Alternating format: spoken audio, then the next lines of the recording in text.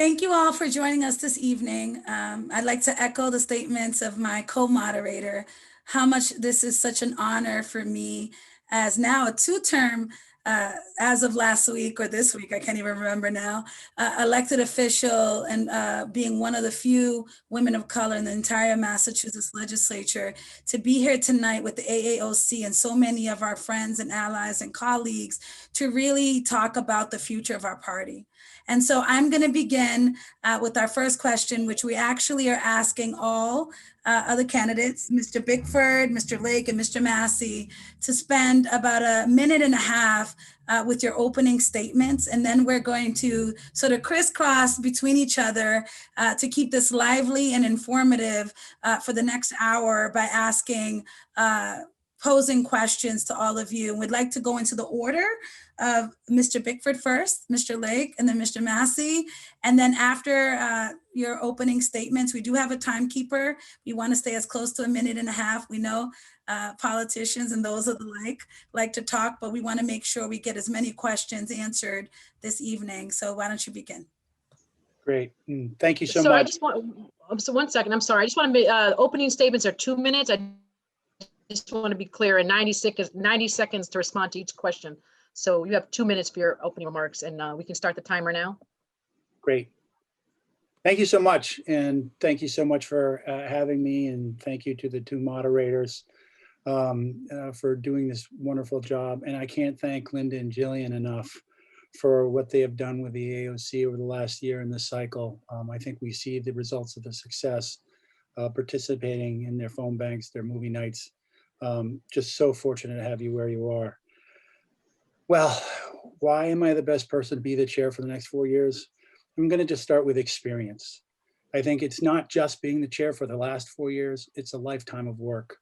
It's being a campaign manager in my first job for state representative. It's being a field director for Evelyn Murphy in the 1989 race and 90 race. It's being the campaign manager for Rosario Salerno when she ran for city council. It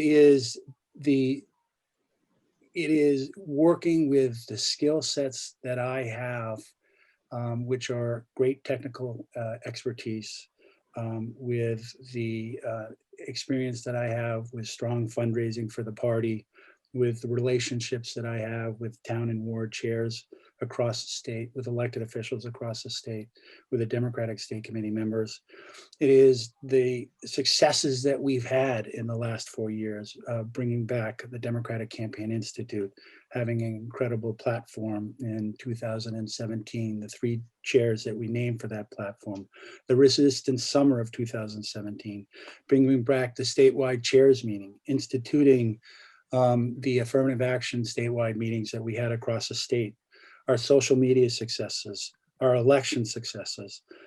It is also working that the 40 Senate district meetings, so going out and working with all of you. I look forward to taking those and moving those forward into the next cycle with a Democratic president, something that we didn't have this last cycle.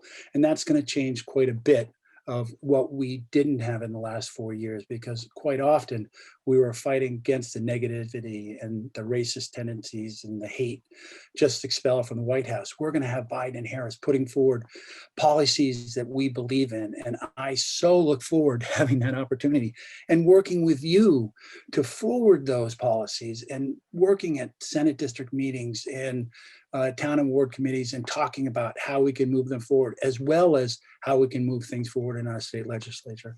We've got some great goals that we need to achieve. We've got the governor's office, we've got the constitutional offices, we've got a complete Democratic delegation to DC, but we also have some county races that are so important in Bristol and Plymouth and Barnstable that we're going to need to be working for. And then I'm sure we'll have some specials. And so I look forward to taking on the successes, improving upon them with your input, and then continuing to be successful.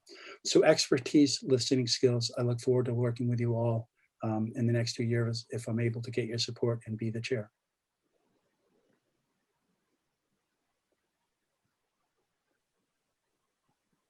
Okay, fantastic, thank you. And I guess Mike, you're up. Mike Lake. Well, I also want to extend my thanks to our host, the Affirmative Action Outreach Committee. I want to give them a special thanks for rearranging this whole thing to tonight and giving us all the opportunity to watch President-elect Biden. To our moderators for your time this evening. To all of you, my fellow state committee members, for also tuning in. And to my fellow candidates for having the courage to step forward and run and present yours and my ideas to our state committee members. And Gus, a special thank you to you for your willingness to serve these last 4 years. The fact of the matter is, I want to congratulate everybody for the work you have done for Joe Biden and for everybody down the ticket. I want to remind everybody that we need to still stay focused on Georgia. But this moment in our party is critical. We are shifting from shifting to a moment where we have to define who we are, not what or who we are against. And that means we as a party need to be united. We still have not resolved the divisions from 2016. Over these last 4 years, there's been only more division within our party here in Massachusetts. There are more factions, and we need to bring everybody together. We need to engage in coalition building inside and outside the party, reaching out to other organizations that believe and working hard for the same causes that we believe in. We need to build a party we can trust, one that stands on its integrity, its transparency. I don't think we have that at the moment. I think we need to build a party where people want to invest in it. And that starts with stating our mission. You know, I, for 10 years, have listened to the fact that the mission of the Democratic Party is to elect Democrats. That is not a mission. That is a tactic. That is something we do and we must continue to do to achieve a higher purpose. We need to achieve that higher purpose, and that means building a party that we can believe in, one that we stand up for, one that allows us to stand up so that others can be standing with us. That means delivering our party platform and holding folks accountable to it so that we as Democrats stand for something. I want to thank you all for your time today, and I look forward to working with you, hopefully as your next chair, so that we can build that pipeline of diverse leadership for the 21st century version of our Democratic Party.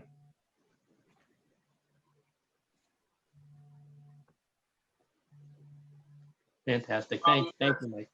I guess up next is Bob Mass. Well, thank you so much.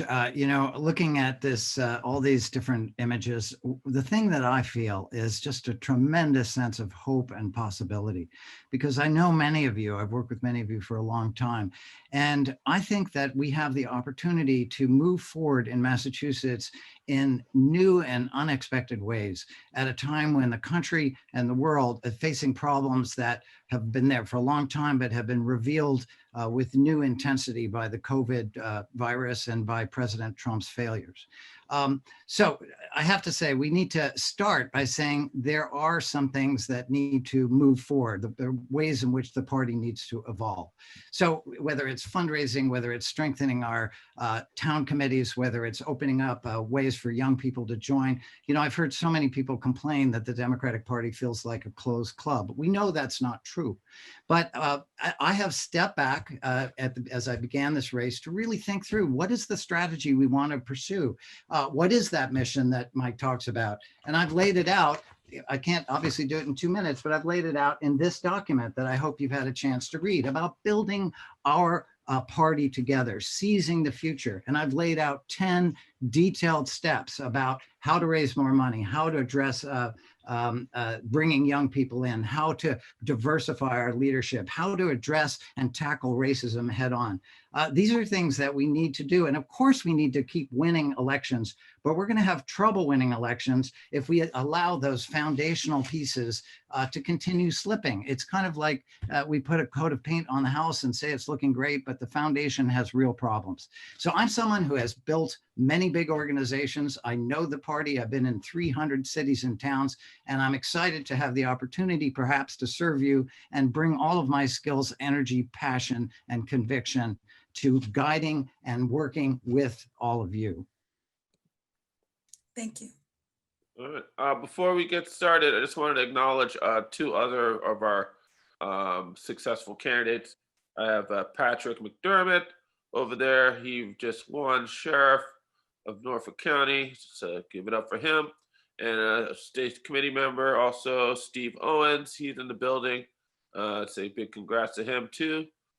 Thank you guys for stepping up and running and holding it. Pat, in his case, he flipped it, and Steve held on to it. So just want to say, acknowledge them. All right, let's get back to the show.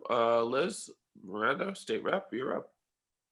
It's actually Leverett's chance, and so he's gonna take it on. Oops, sorry, Leverett Wing, Thank you. you're up. Thank you, Nigel. Thank you, gentlemen, for your opening statements.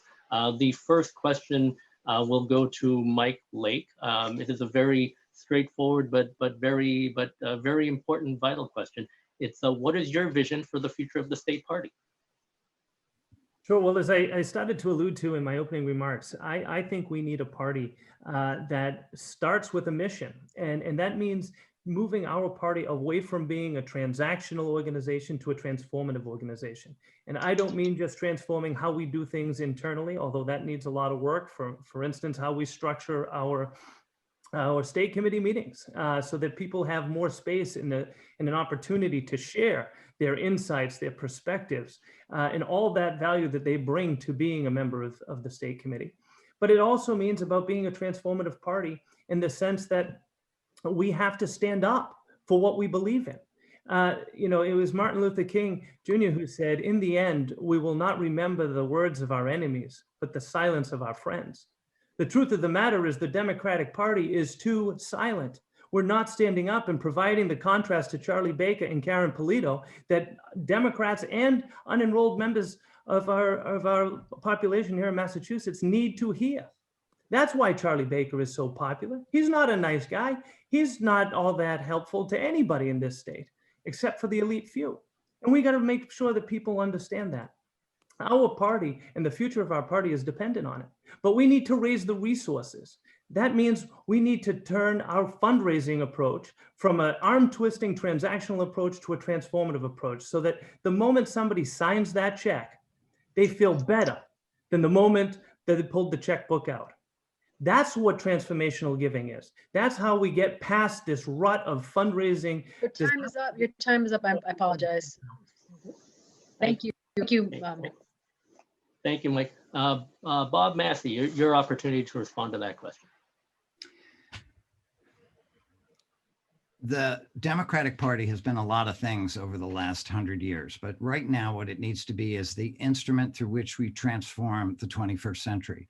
Now we have a difficult experiment of bringing so many of us from different backgrounds and different perspectives, and sometimes that produces difference of view and conflict. We need to learn how to listen to each other. Respect is fundamentally about listening, and right now we're all doing more talking than we should be. We should listen and learn from each other. That's a fundamental quality that would allow us to really understand what we have to offer together, what we can give, how we can be open and invite people who've been overlooked or underrepresented or discriminated against to rise to positions of leadership and have. So ultimately, we want to create a society, a just and sustainable society. And we're a long way from that because of the structures that exist and are blocking us. I have done a lot of work in this area that I don't have time to talk about. But if you're talking about experience, taking on major battles on behalf of justice, believe me, I have the scars just under this jacket to prove it and to show that I've done that. And we all have. So we need to come together and represent the kind of society that America has always wanted to be, has tended to fail, but we can keep coming back and pushing forward so that Massachusetts not only achieves it here, but is a shining light and an example to other states that are struggling with similar problems. Great. Thanks so much. Gus Bickford, your opportunity to respond. Terrific. I really look forward to this challenge, as a matter of fact, because it's going to start with what we do provide in services to the state of Georgia in their 2 elections. And it's going to start with how we do respond to a Democrat in the White House and how we're able to keep engaged the swing lefts, the indivisibles, and all of these people that started the day after the inauguration with the Women's March, and keeping them involved in the party, which we have worked with them. I went out and met with many of these organizations and learned that their attitude was they didn't want to become part of the Democratic Party. They liked what they were doing. And so we need to continue to work with them and recognize what their cares and desires are so we can keep that energy within the party. We actually were a strong voice against Charlie Baker in the last 4 years with over 70 statements, with continuing to hound him at different levels. We actually made him ride the T. We need to continue to do that also. And we're going to do that in a way because we're going to be in a position where he can't just say, I'm against Trump, I didn't vote for him. We're going to actually have policies we're going to be putting forward, and we're going to see that he is a Pioneer Institute Republican and not believe in large government. So my vision for the party is building on what we have done over the last 4 years, but spending time in the next 3 to 4 to 9 months listening, creating office hours of the chair so that we can, hear from individuals as to what they want to see better. And I look forward to trying to institute those, move them forward in the platform convention, move them forward in regional meetings at state committee level. I think my time is up, and I look forward to working with all of you to get that done. Thank you, Gus. Thank you, gentlemen. Now for our second question. We know that tonight's forum is presented by the AAOC, so this question is really important about diversity. In your current or past role, what have you done to ensure diversity among your staff and senior staff? How many paid full-time staff? We're asking the specific question about women, about the LGBTQIA community, Indigenous, Latinx, AAPI. How have you maintained this? And this is incredibly important. And if it wasn't diverse, can you tell us why or why not? Who goes first? I'm going to ask Mr. Massey to go first. Okay. Well, first of all, diversity has been absolutely a heart of my entire life experience. And although I'm an old white man, and I admit it, and I carry the privileges of that, I actually grew up as someone who was rejected by almost everyone I met because I wore leg braces for my entire childhood. I couldn't walk. And I was rejected for schools. I was rejected for health insurance. You can imagine. So from the very beginning, my heart has identified with those who actually do not look like me. So to answer your question, in fact, it's hard because I run a lot of organizations and I don't know all the statistics, but when I ran Ceres, we had 17 people. I believe it was 3 people of color. I think it was half women. Virtually all of my political campaigns have been run by a majority of women. When I founded the Global Reporting Initiative, that was an international staff of over 50 people representing the full range of international diversity, both in terms of ethnicity, race, and gender. The Investor Network on Climate Change was also a large organization that I started, and that has grown tremendously. So I've lost track. But when I was there, I have always gone out of my way. To give you an example, I arrived at a board of directors that was entirely white. I raised hell about that, and I made sure that a year later we had 4 people of color on a board of 14, I think it was. But this isn't a ticking the box. This is about understanding the full wealth of human experience that comes from living different kinds of lives in different places with different talents. We can. Unfortunately, I'm sorry, I apologize. Just getting started. Mr. Lake, you're next. Sure. Well, let me start with what we're talking about right now. In this campaign for party chair, we have a diverse team, more than 10 people. There is 1 straight white man that's part of that team, and that's me. I run a global nonprofit organization. We have had not only local diversity, but we manage folks from around the world. So it's a whole different layer of understanding of new perspectives and new cultures. On that board, we have near gender parity. And frankly, we just expanded the number of seats on the board to allow greater diversification. We had, unfortunately, two persons of color who have recently stepped down. And we have 3 folks who have wanted to join the board, 2 former ambassadors, 1 former White House official, all of whom have been denied at this point because they're all white men. The other thing I will say is, as chair, I will be an equal opportunity employer. Since I have been on the state committee for now 10 years, in my opinion, we have not been an equal opportunity employer. I do not recall once where the executive director's position was publicly posted. That is the first thing I will do if I am elected chair. So I see my time is just about up, but diversity is key to understanding perspectives and to better understanding the people we serve. Thank you. Mr. Bickford, you'll be our last speaker on this topic.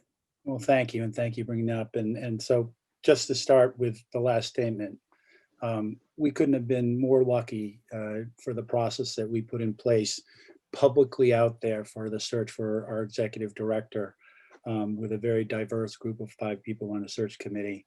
Very public, applications were accepted, went through the process, and I couldn't be more excited to have had the executive director we have now, Veronica Martinez. So we've got Veronica Martinez. Nigel is our senior political director. Personal experience of mine, which I've had many times over my career, was just hearing from one of my staff people, Jeremy, who he worked in a position where he wasn't able to be out and proud. And, you know, I brought him in as a technology director, mentored him in that position. And he came into Veronica and I one time and just was so happy to have the pride flag behind his desk and be able to do what he loved to do. I have a lifetime of experience of working to try to get people elected who don't look like me into office. And many of those staffs have been extremely diverse, and I've helped build them. If you look at the coordinated campaign staff that we had here in Massachusetts in 2018, where Veronica was a coordinated campaign chair, it was the most diverse staff that we've had in the history of the party. When you look at the staff that we just had in this 2000 race, it was as diverse as the 2018. So I have a proud record and want to continue to move that forward. Thank you. Great, thank you. Thank you very much, Mr. Bickford. The next question is building off of that particular question from your staff to the party as a whole. If elected, how will you expand the base of Democrats, independents, but especially communities of color, people of color, especially those who hail from underserved communities, to become more involved with the party, whether it's for leadership positions, running for elected office, or just basic civic engagement? And Mr. Bickford, you're up again, so you might as well. Terrific. Thanks for this. And, you know, it's a terrific question because it's something that, you know, I've worked with and tried to do my whole life.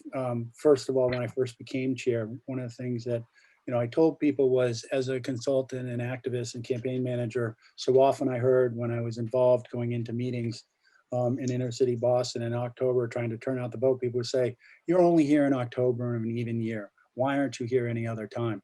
So one of the first things I did as chair in February, I went into Roxbury, I went into different wards in Boston and had those meetings to say that, hey, I'm here now. Nigel and I did church visits and Sunday coffees because I wanted to make sure that people knew that we wanted to be there then. We also heard after the elections in 2018 from some of our candidates saying what a great diverse set of candidates that we had elected, saying we really wanted to hire our staffs from our neighborhoods, okay, from the representative, district attorney to the congresswoman.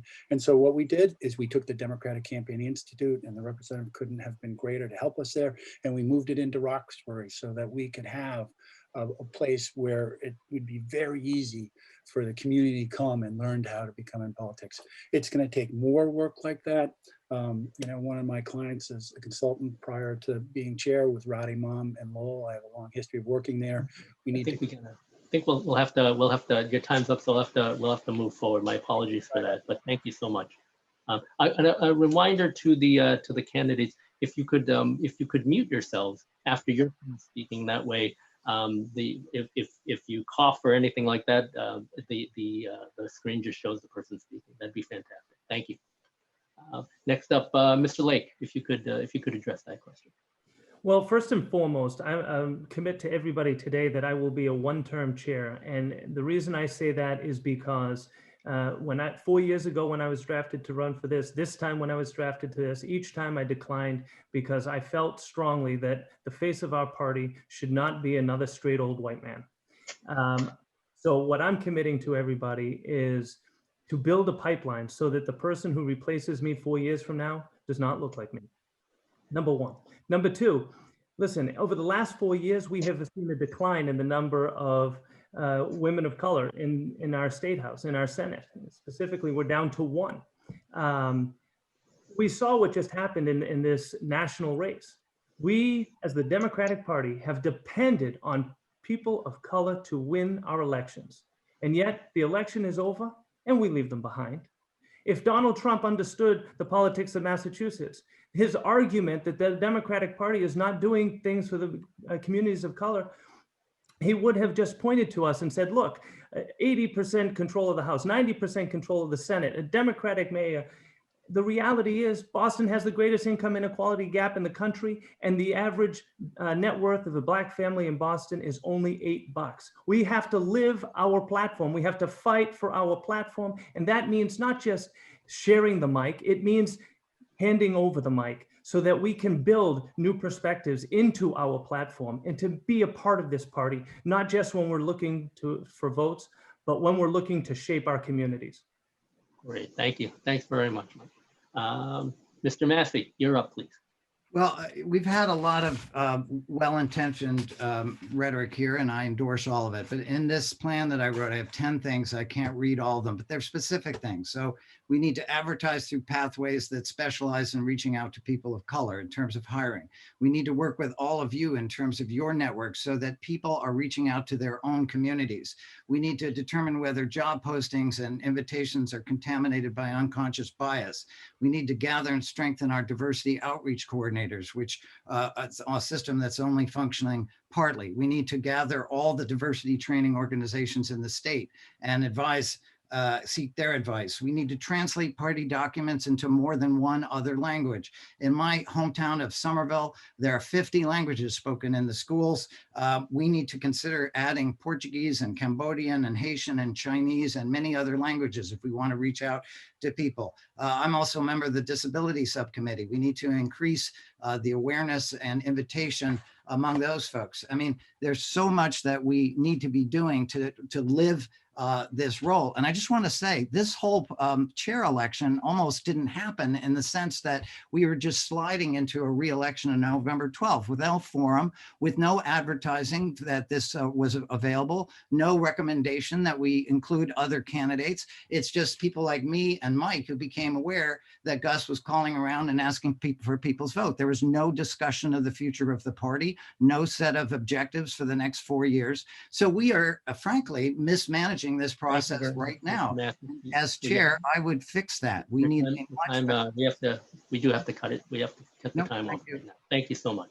Thanks very much. Thank you, gentlemen. And we all know that in one question, in a matter of 5 minutes, we're not going to really get to the crust of this conversation, which needs to be ongoing, about the critical importance of people of color, not only in our base, but also in elected office. And so I want to ask a follow-up question around, in particular, I remember running for office and realizing that I had to pay $1,200 for van and not really understanding how I would come up with that to run for office. It was a huge impediment for myself as a working class woman of color from Roxbury. So my question is, how would you actually work to eliminate barriers to candidates so that they can run successfully, including the huge cost of things like minivan and the lack of access and knowledge to democratic structures, not only here in the Commonwealth, but understanding the whole? And I'm going to begin with Mr. Lake, and then we're going to go to Mr. Massey and wrap up with Mr. Bickford. Sure. Well, as I just said, we have to not just turn to our allies and our Democrats and communities of color when we need their votes. We need to create a space where they feel comfortable running. And we have to be very careful, as we've seen recently, not to discourage people from running for office, even if that means running against an incumbent. You know, I've served on the Men's Leadership Council for Emerge Mass, and we talk a lot about the fact that for a woman to build that courage, to have the incentive or feeling that she has the support to run for office, she needs to be told at least 7 times. For a man, it's once. You only need to be told once. So understanding that's another opportunity for us as a party to inform people of this opportunity.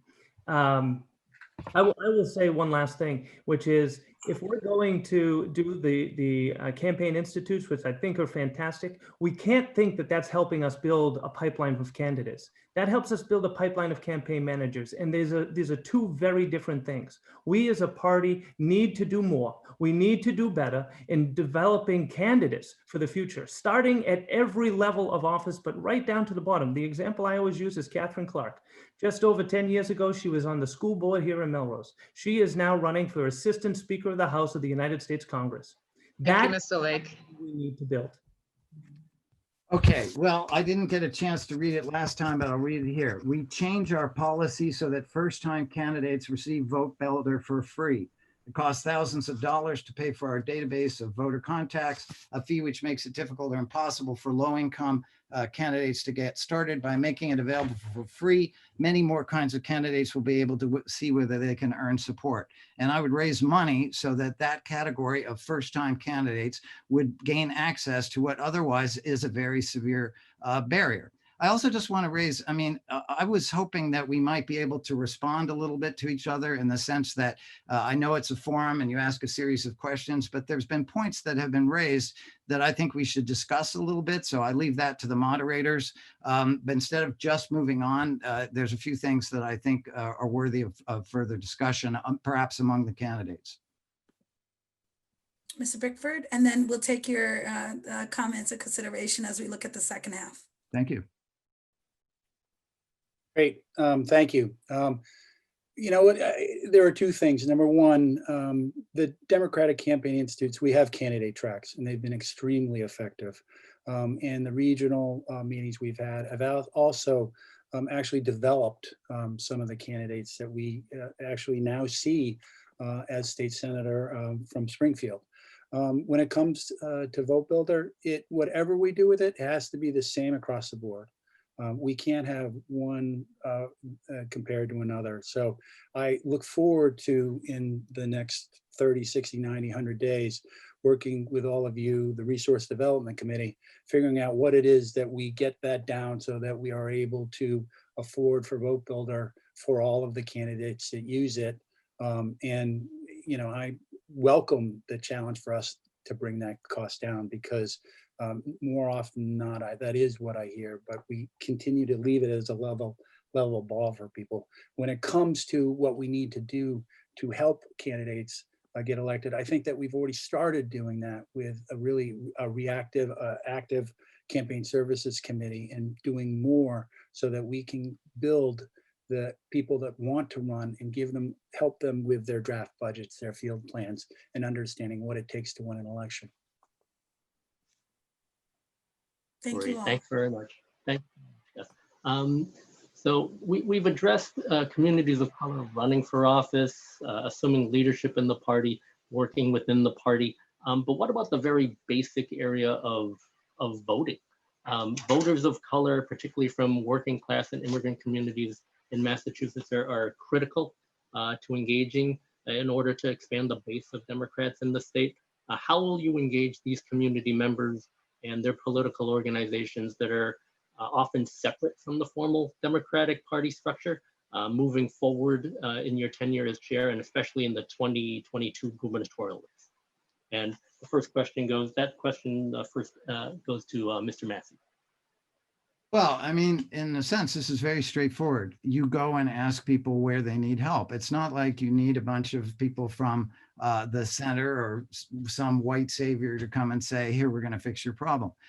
People in local communities, leaders in local communities know what the challenges are and know how to fix them. So what I would do as a sort of initial act is gather those who want to go with me, and we go and we sit down and we say, what problems are you experiencing? Whether it's issues of accessibility, which are real for all different kinds of people. I'm most familiar with them around the question of disability, but they often apply to people of color. There are language issues that I raised before.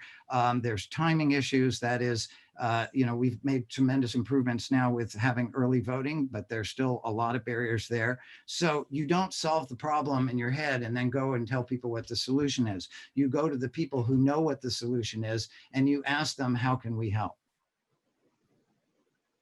Great, thanks very much. Mr. Bickford, you are up next. Great. And I completely agree with Bob's last statement, which is you go to the people and you ask for their help. One of the things that we have in our proposed budget for next year is we do have translation services in our next budget, because we found that the instruction materials we were putting out for vote by mail and early voting needed to be put into 6 or 8 different languages, and we didn't have that in this year's budget. We did do it, but it wasn't there in preparation. So we need to do more of that. And one of the things that, you know, I believe is a hallmark of what has happened in the last 4 years is a lot of what we've done has actually come from you. And so I look forward to working with you to make that happen again, getting the feedback from the local communities. Nigel has done an absolutely incredible job. The AAOC, our DNC members, when we worked with organizations to talk about what the Democratic National Committee outreach is for our running for national delegate. They partnered with so many different organizations across the state and held trainings that also included the census. And so I want to build on the relationships that were used for that to figure out how we can build their communities so that they are able to elect people from their community that look like them. Great, thanks very much. Mike Lake?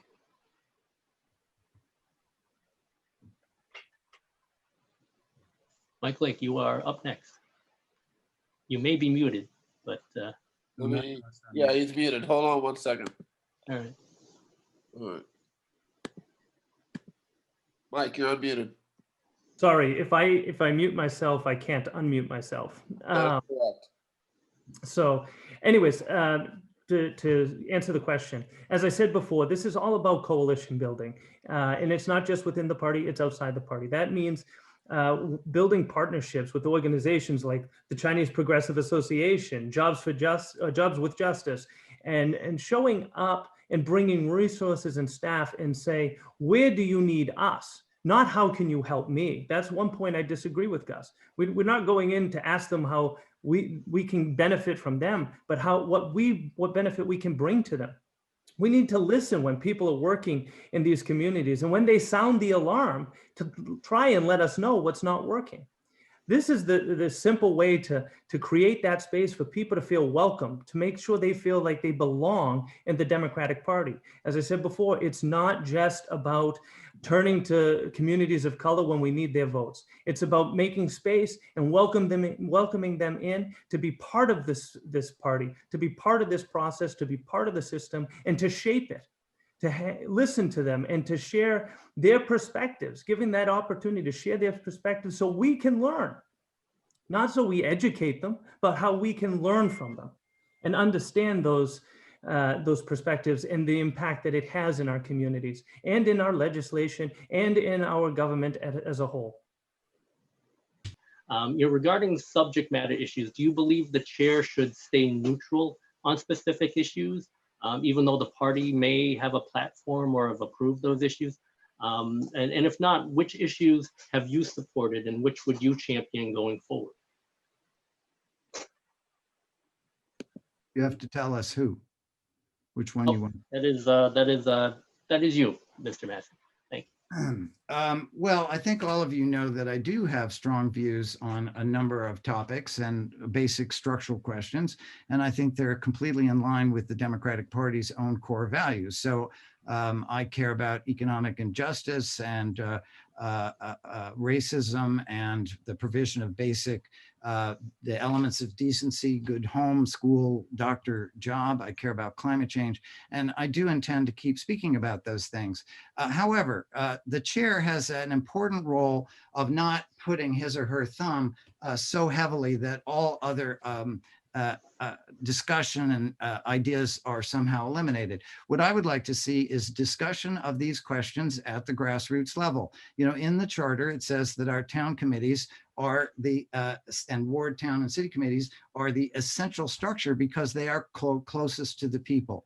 So I would like to see the issues that are being discussed at the State House also be discussed as an educational process, as a growth and evolutionary process by regular members of town committees and their guests. I mean, the reality is most town committee meetings are a little tedious And that's one reason we don't have people flocking to join. I think if we had discussions that had excellent materials and lively engagement on these core questions, we would see more participation, both from existing members and from people who are curious about the party.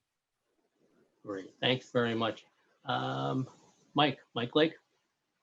Sure. Well, this I know is a point that Gus and I disagree in based on his quote in the recent Commonwealth magazine article. If this party is not about advancing our platform and working with our legislators, our Democratic elected legislators, to advance the values and the policies that we believe in, I don't know really what we stand for. We have to be more than just electing Democrats. That isn't enough. It's a tactic to achieve a higher purpose. So if Gus, I'd like to know if that's not what we're supposed to be doing, advancing policy, then what are we supposed to be doing by electing Democrats? In the end, I believe that we have to advance our policy. I don't think that the chairman should speak out on issues that he alone believes, but that it's his opportunity, or whomever the chair is, opportunity to actually influence the platform like every other Democrat in this state. But once we have a platform, it is the major part of our chair's role to make sure that that platform is realized. In a state where we have 80% control of the House, 90% control of the legislature, it's a shame. Frankly, it's inexcusable that we haven't already delivered our platform and moving on to new issues, tackling new challenges. So I also agree with Bob that we have to take an opportunity to provide monthly briefings to our local town and ward chairs on the progress that our legislation agenda based on the platform is making within our legislature. Thank you, Mike. Gus Bickford, you have a chance Yeah, to well, respond. first of all, I have spoken out and worked very hard on many issues, Mike, and believe very seriously that the party should get behind issues. We were part of the Raise Up Coalition fighting for 15 and passing the Fair Share Amendment. I've worked extremely hard on the Roe Act, and we have partnered with many organizations to get that passed. Just last year, from a nonpartisan women's group, I got one of the Roe Champion Awards. And we have, and I believe that we're actually about to see success from that. We've worked hard on wage theft and haven't seen it move forward. I also have worked hard on bringing these issues to our town and ward committees by reporting out on the issues that are in the platform, on creating report cards at conventions and our trainings and our regional meetings. One of the things that I do want to change a little bit differently, and you have heard me speak about this, is not just have the town and ward committees meet just monthly. I want us to start instituting Senate district meetings twice a year, because that will make it so that more people will come to those and have more interaction as they work forward. And so that is something that I want to move forward to do. And I think that will help us have the discussion about moving these policies forward. Thank you, gentlemen. So I'm going to ask one final question. It's specifically around increasing membership and fundraising. Those are two big parts of this job. And then we're going to ask you to have closing statements. And then we're going to open up to questions. We've just hit the 8:06 mark. And we're going to open up to questions that have been sent to us either via the chat or from folks on the committee. So I'm going to begin with you, actually, Gus. And ask you this question, like, what are you going to do to focus on sort of fundraising for the party and also increasing membership? There's been some data that we've lost approximately 50,000 Democrats. I don't know if that's true or not. If you could respond to that. And then we're going to go Mr. Lake and then Mr. Massey. Then we'll go into closing statements led by my co-moderator, who's doing a great job. And then we'll go into open-ended questions from the chat. Great, Linda, and thank you so much for asking that question, because we really need to deal in facts. So we are actually, if you look at apples to apples with registration, I'll just start there.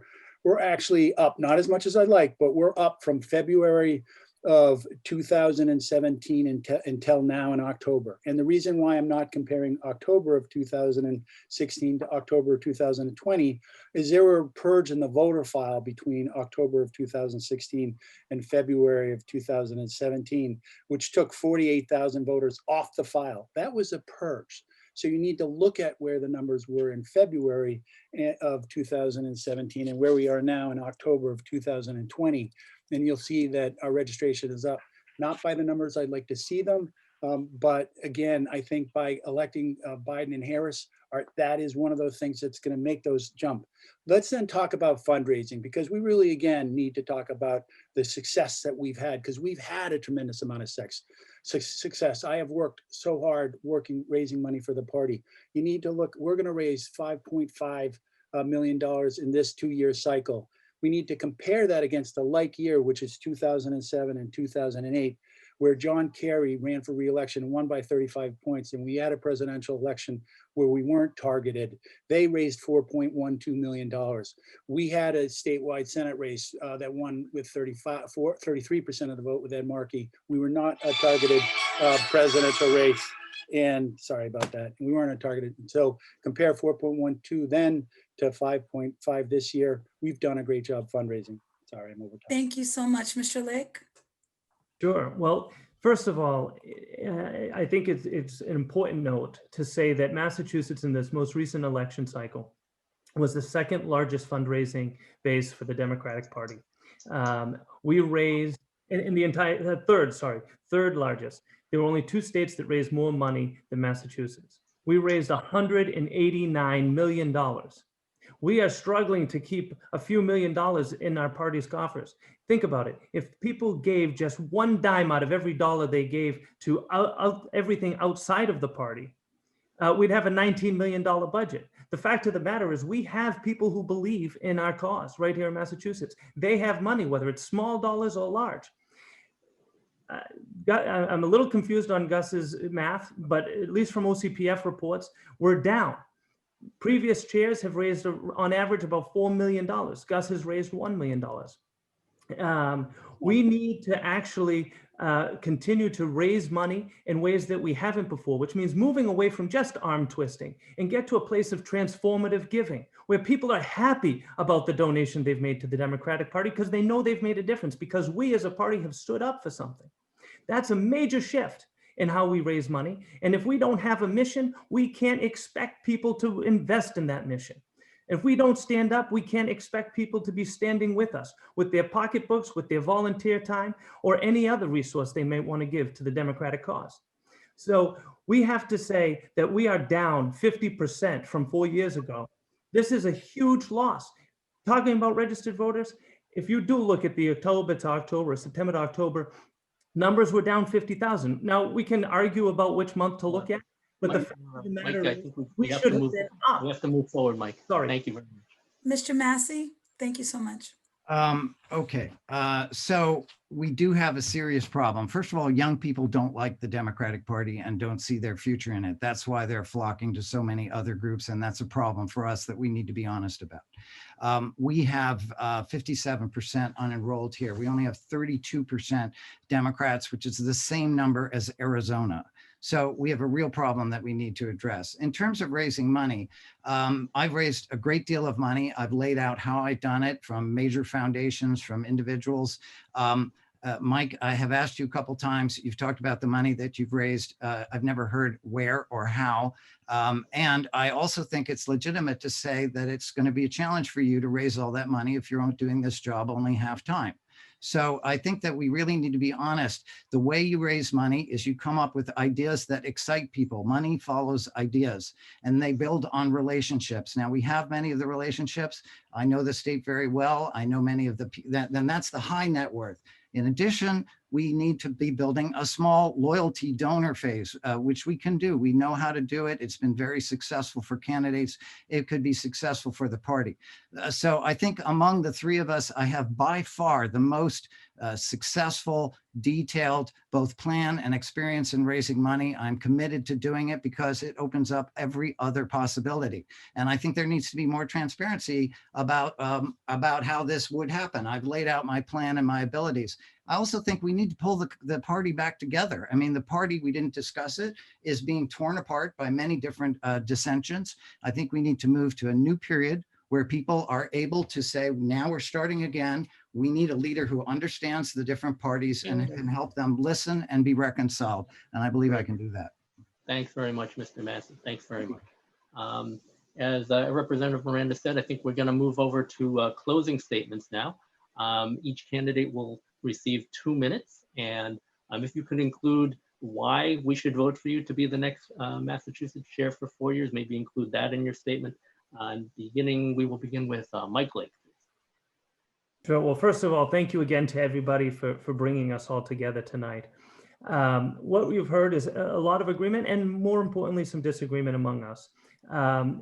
You know, the fact of the matter is I have, building on Bob's last point, I have raised over $15 million for Democrats. I've raised another almost $10 million for nonprofit organizations. I have an experience in fundraising, I think, unlike even Bob. So the fact is we can't achieve all that we want to achieve if we don't have the resources to do it. I believe that it's a real problem when the Massachusetts GOP is beating us in small dollar donations. And Bob, to address your question about a part-time versus full-time chair, I will say this. Number one, I run an organization and I am the part-time chair of a multi-million dollar nonprofit organization. I'm doing it already. It can be done. The second point I want to make is that I believe as a part-time chair that I can bring more to this party than we've seen in the last 4 years. Because I have that experience, because I have that vision, because I know that this party will do better when we have a mission, when we have someone in the chair's position that's willing to stand up, to speak out, to hold people accountable. And the last thing I want to say about this, and I'd love for you and Gus to join me in returning the chair's salary back to a stipend so that we can invest those dollars into opening regional field offices. Gus, I know 4 years ago you made a lot of promises to us. That field offices was one of them. We haven't seen your promises delivered. I want to have a chance now to deliver on those promises and my own promises. So I ask every one of you for your consideration and for your vote on Thursday evening.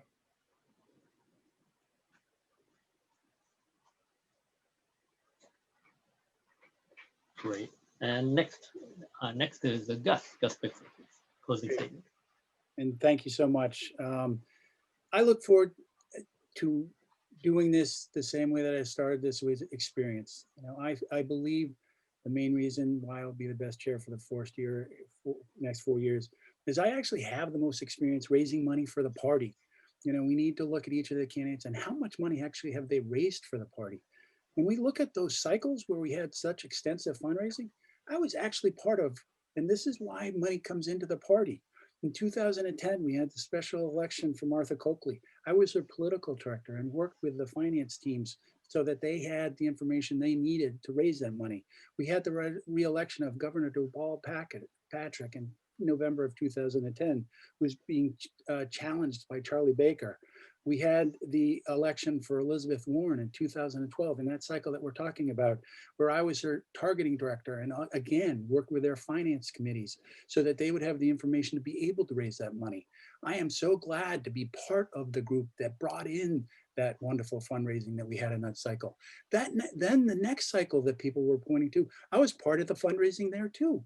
We had two incredible elections. We had the Markey special election, and then we had Martha Coakley running for governor, where I was doing her targeting and working again with the finance team so that they had the information they need to raise the money.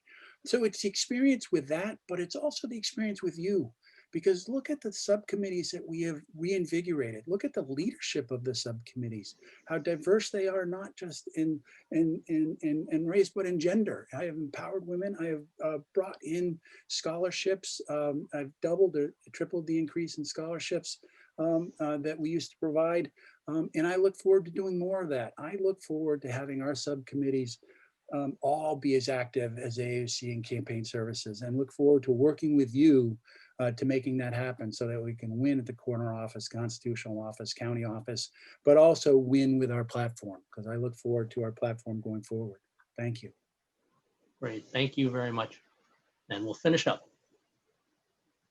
Well, first of all, I want to compliment Gus Bickford. Gus, yeah, I've admired the way you've done certain parts of your job, and there's no question that you are extremely skilled as a political director. The core of this particular election is whether being a political director is the same thing as being a chair. And I think a chair has much broader responsibilities. In addition to winning elections, it's about making the case for what it is to be a Democrat. I've written books, I've written articles, I've given hundreds of speeches over the years. I know how to make those cases. It's about bringing people together and helping them overcome their differences. I've done that for my whole life. I am a coalition builder by nature. It's about strengthening, recognizing that when systems may look like they're doing okay, but in fact are about to collapse. And we have several of those.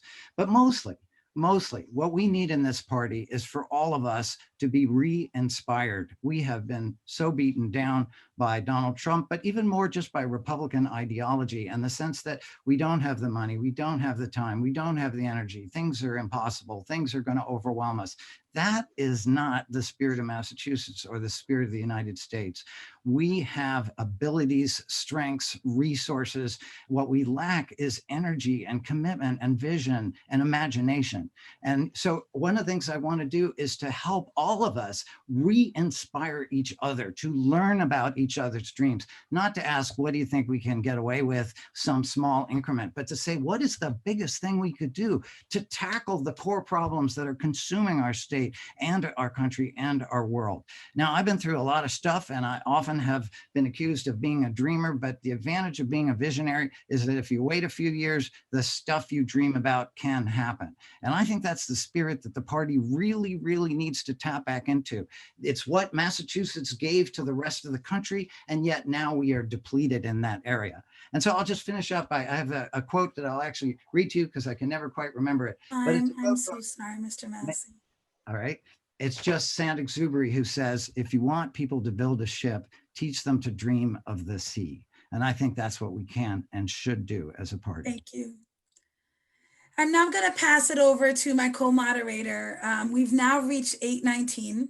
Thank you for this robust conversation. He's going to ask a question, and then we're going to wait on the responses. Oh, you actually, I thought you were going to go with your question on that one. Are we going to 8:30? Excuse me, for just a process question. Yes, we are. Timing. Okay, thank you so much. Excuse me for interrupting. Leverett, I'll pass it to you. Okay. Okay. I do have a question that I like very much, which was, let's see, who are you most proud of to encouraging to run for office who was either a woman or a person of color? How much have you supported them personally, financially, resource-wise, time-wise? Just if you could give examples of that, that'd be fantastic. And we'll start with, and I think the last person we did was, we'll start with you, Gus. Okay, terrific. Well, there are quite a few. I mean, I would say some of my most recent successes working for Rodimum in the city of Lowell, right next door to Westford, seeing him be so successful and just seeing the tears of joy when he won. I was very involved in recruiting Tom Wynn to run. When I first met her, she was running for select person. I can't take complete credit for having her make the final decision, but working with numerous activists up there, we gave her the confidence that she could actually take on Jim Lyons. And when I look back at what has happened since then, I can't be more ecstatic for having her drive Jim Lyons into the leadership of the party. And she's doing such a great job for her work. I have worked with Martha Coakley and Elizabeth Warren, some of the races that have just been absolutely incredible. But I guess I'm going to go back to working for my first boss, a Cape Verdean from Burlington, Augie Grace. He was one of the first elected from a majority white district to the legislature. And to be his legislative aide for the first 2.5 years was just incredible, seeing what he was doing in forward, working with the community in Roxbury, but also with his community and showing that he could do both, and just seeing him grow as a legislator and working with him and just learning from him. So we're still so close, and he has been so successful in life. So there are many more, but those are three that I'm picking out.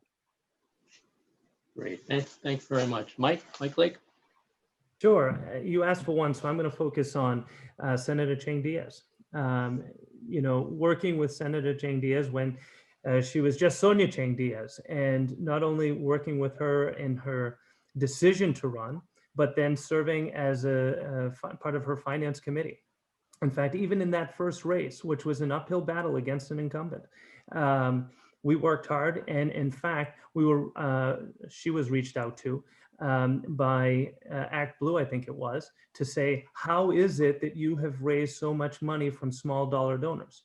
It's because we worked hard. We gave people a reason to give to her campaign, something to believe in, something that was greater than just an election, something that was about changing what it meant to live here in Massachusetts. And look at what she has done as a state senator. She is now the only woman of color in the Massachusetts Senate. And she continues to be a progressive voice. She continues to be a champion for education and for issues that affect people who are underrepresented. So that's probably the one I would have to say I'm most proud of. And I continue to support Sonia. In fact, Leverett, I believe it was Sonia's campaign when you and I first met. I think that's correct. That was that we were only 4 years old together. So yeah, that was only about 10, 15 years ago. So, and yeah, she wasn't even born yet. Thanks very much, Mike. And Bob Massey, you can wrap this one up.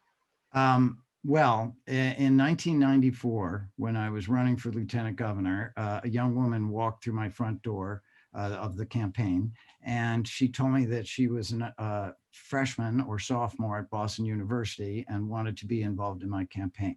Her name was Ayanna Presley. So she worked on that campaign, and I have worked with her. I certainly don't want to take credit for her rise, but I knew from the moment I met her that she was a star, and I did everything that I knew how to do to empower her and support her when she had to make the tough decision about whether to run for the city council as the first woman of color. We had many long conversations about that. I knew her strength, and I tried to provide whatever support I could psychologically as a friend, and in many other ways. When I ran for governor, I approached her and asked her if she would ever consider running for lieutenant governor with me as a ticket. And she told me that as a woman of faith, she had given it very careful thought, but she really felt, even though it seemed so incredibly unlikely, that she was being called to challenge Mike Capuano, who lives 2 blocks from me. And of course, we know what happened then. And so watching Ayanna gain in her strength and self-confidence, watching how she's dealt with the alopecia it's a source of endless admiration for me, and a tremendous sense of privilege of having known her when she was at the very beginning, and watching her now as I know she's going to continue to exercise national influence. But she started at 18 years old working, sealing envelopes and helping me out on my campaign, and I'm very, very proud of that. Thank you so much.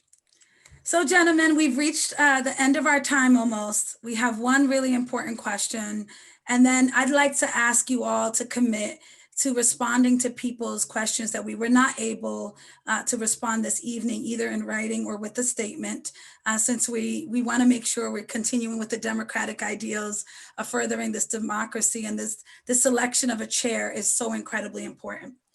By now, we've heard about the JACS report. And I'd love to ask a question about how do we ensure something like this never happens again? And how do we actually address the key findings and recommendations? And I'd like to begin with you, Mr. Massey, then Mr. Lake, then Mr. Bickford. And thank you all for a great evening. Well, the JACS report is very troubling because I think it does point to some clear breaking of important rules that we have that guide the chair and how the chair supports or does not support candidates. And I support the recommendations that she's made, some of which are structural. As far as what else needs to happen, I frankly think that it's time for Gus to release being chair, and I'm hoping that I'm elected to take his place, because I think we now need a period of healing. And I believe I'm someone who has, in a sense, lived his whole life as a healer. I have heard some of the complaints and concerns of older people or more experienced people who feel that younger people are just bashing away without respect for all the hard work that's been done. I've also heard the tremendous impatience and frustration of people who feel that racism and homophobia remain in the party, are unaddressed and unconscious. And I think that what's happening is we're seeing the party be torn apart by increasing conspiracy thinking, accusations, and some of which may have some merit, but many of which are now taking on a life of their own and deepening the tension and anger that distracts us from our core values. They're opposed to our core values and distracts us from the business of strengthening the party and winning the corner office. So we do have crises and misjudgments that pop up. This one, I think, was quite serious. But I think the important thing, if you're talking about how we avoid this in the future, we have to learn to trust each other, hear each other, and be willing to get, first of all, to crack down when there's been a clear violation, but also as we engage in future challenges, give people the benefit of the doubt until all the facts are known, which I do not think fully happened in this case. Thank you, Mr. Lake. Yes, well, first of all, I'm going to say what came up earlier. I will be a part-time chair, and that means having the safe distance between the day-to-day operations to provide the oversight that the chair is required to give in any governance model of a board with a chair. The second thing I want to make sure, I was kind of hoping this didn't even come up tonight. I think we have to be very careful not to demonize Gus, but to recognize that mistakes were made.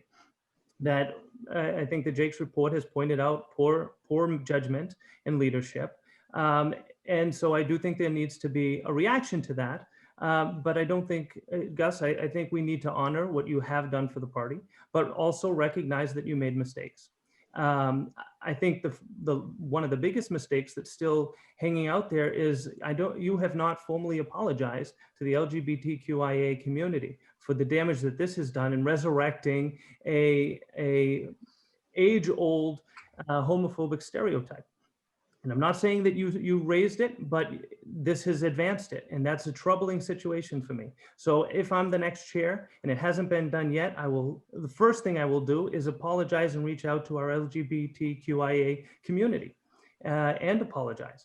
I think we need a charter convention. We have a lot of issues, some that were highlighted by Attorney Jakes, others where we have discrepancies between our charter and our bylaws. And how is it that we know how to govern this organization if we have discrepancies within our own governing documents?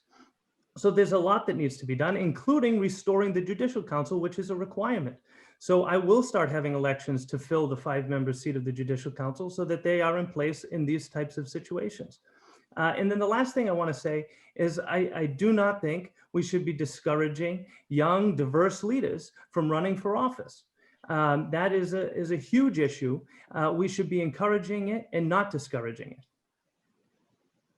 Thank you, Chair Bifford. And thank you so much for having this question. I have really, look forward to finally being able to speak on it. And Mike's comment, actually, in a questionnaire that I answered yesterday, I apologized in that questionnaire. And if I had spoken before him tonight, he would have heard my apology that I'm about to give now. I can't tell you how sorry I am for the pain that has been caused and people have felt in the LGBTQIA+ community. And I can't, I feel so sorry for the pain that many of our colleagues have felt on the state committee. This is not something that any of us should been put through. And I think that the Jake's report was very thorough, and I will fully support the recommendations moving forward. I actually, I look forward to working with this committee to see them put forward. There are some, there is a finding that, I look at differently than the way that Senator Jakes did, and look forward to people talking about that. I believe that my long experience and relationship with the community and with members will be what helps us get back there. And we start the healing now by having conversations. And I haven't been able to have those conversations and talk about what actually happened and moving forward so that people can understand that what you saw is not the Democratic Party. The unsubstantiated rumors and allegations that were put forward that the Jake's report dispels, that aren't true, and that we don't rush to judgmental things. But most importantly, I look forward to working with all of you, and I will be out there. And why I might also be the most important person to do this, I'll be out there in front and talk to all of the people and make sure that they hear this from me, because they need to hear that we are sorry. Oh, I'm over. But thank you so much, because I look forward to having those conversations. Thank you. Great, and thank you. I guess we're gonna wrap it up now, and I think we just want to say thank you to so many people. Thank you to everybody for thank you to the candidates for your candor, for your openness, for your professionalism. Thank you for sticking to the time limits. I was worried. I was joking with folks. I was worried we were going to be Chris Wallace in the first debate, and thankfully you all stuck to the time limits, and we're so grateful for your professionalism and your candor. Thank you to Linda and Julia for their leadership in putting this together on relatively short notice. They have so many other commitments. We realize that, and so thank you so much to both of you for your leadership on this. Thank you to Representative Miranda. Been a huge fan of yours for so long, and it's just a privilege to share this with you, and really an honor to be with you on this. Thank you to the team for putting this together. Nigel, thank you for defeating the Zoom bombers, as somebody would say, in a huge and bigly way. Defeating them. So thank you so much, Nigel. And thank you to everybody who joined us in the audience. If you saw the questions, all the questions, if we asked all the questions, we'd be here till midnight. And I actually have to go cook my wife dinner now, so couldn't do that. But as Representative Miranda mentioned, we will pass these questions on, and we will hold the candidates accountable to answering these questions. And we appreciate that. We appreciate your passion, and thank you for spending your evening with us tonight. Thank you. Good night. Echo all the sentiments, and long live the Mass Democratic Party, and the tide is turning. Thank you all. Good night, everybody. Good night, folks.